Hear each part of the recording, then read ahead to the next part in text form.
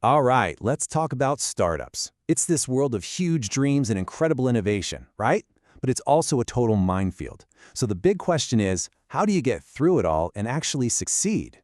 Well, that's what we're going to dig into. Okay, first things first, let's just rip the Band-Aid off. A staggering 90% of startups fail. Gone, within the first 5 years. Now, that number is brutal, I get it, but the point isn't to get scared off. The point is to understand why they fail, so you can be in the 10% that doesn't. And this quote, this really gets to the heart of it. A startup failure is almost never one big dramatic explosion. Nope, it's way quieter than that. It's the slow, steady drip of small mistakes, bad decisions, and overlooked problems. All these tiny cuts that just bleed the company dry.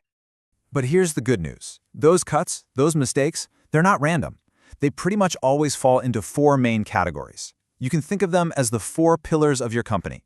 And if you can get your head around these 4 areas and really master them, you can avoid all that and build something that actually lasts.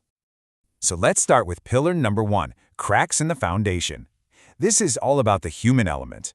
Your big vision, and just as important, the team you bring on to make that vision a reality. If you mess this part up, honestly, nothing else is going to matter. And one of the first big cracks we see is what you could call solo founder syndrome. Look, going it alone seems heroic, but it's often a one-way ticket to burnout. You're trying to do everything yourself. A great co-founder, on the other hand, brings balance. I mean, think about the iconic duos, Jobs and Wozniak at Apple, Page and Brin at Google. That partnership, that synergy, it's not just some nice-to-have buzzword, it's a genuine survival strategy.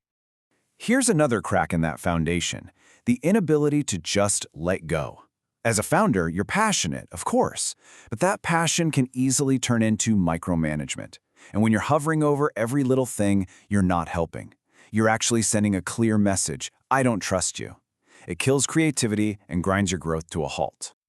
So, what's the solution? It's simple, but it's not easy. You have to empower people. Your job isn't to do everything yourself. It's to hire brilliant people, give them a clear target to aim for, and then get out of their way and let them work their magic. All right, so you got a solid team. We move on to pillar 2, building for no one. This is where the rubber meets the road. Are you actually making something the world needs, or are you just building something that's cool to you? This question is everything. It cuts through all the hype and all the noise. Seriously, ask yourself, if your product disappeared overnight, who would genuinely, truly miss it? Are you a vitamin, something that's kind of nice to have? Or are you a painkiller, something people absolutely cannot live without? Let's just think about the difference here. Yeah, an app that tells you when your cat blinks is amusing, but is it solving a painful, burning problem for a whole bunch of people? Probably not. The great startups, they find a real point of pain and they offer real relief. They get users to fall in love with the solution first because they know that's how you build a real business. And listen, even if you have a great idea, there are so many ways to mess up the execution. You could be a copycat, just imitating someone else. You could get stuck in launch paralysis, waiting for it to be perfect. You could launch way too early with a buggy mess. Or you could fall into the feature creep trap and just keep adding stuff nobody asked for. All of these will kill a great product. Which leads us straight to pillar number 3, burning fuel blindly. You can have the best team and the best product in the world, but if you don't know how to manage your money and your growth, you're going to run out of gas long before you get where you're going. And one of the biggest blind spots here is something called unit economics. Now, I know it sounds technical, but trust me, it's dead simple and absolutely essential.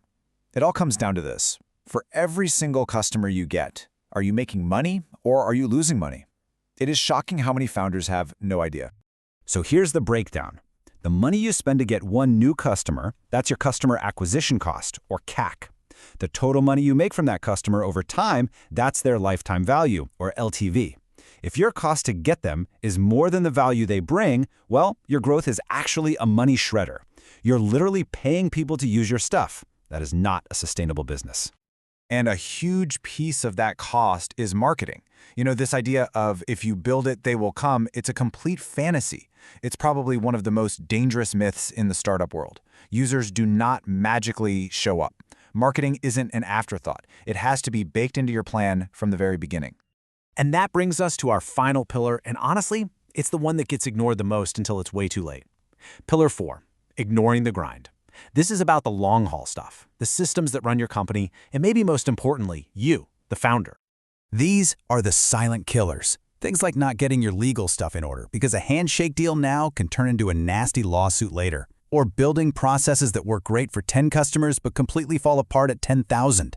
And then there's the comparison trap, constantly looking at another startup's perfect press release and feeling like you're failing. These things will rot a company from the inside. And at the center of it all is you. The demands on a founder are just insane, and what happens is that your own well-being gets pushed to the absolute bottom of the list. But look, when you're completely burned out, you just can't make good decisions. You can't be the leader your company desperately needs.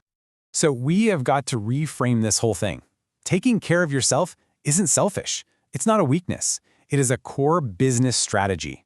A founder who is rested and clear-headed is a massive competitive advantage, period. Rest is a strategy. So, when you put it all together, what do you get?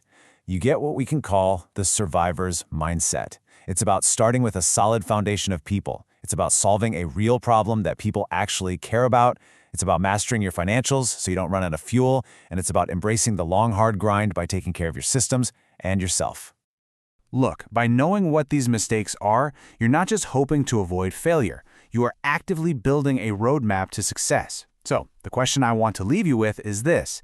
Now that you know where the traps are hidden, which one are you going to focus on avoiding first?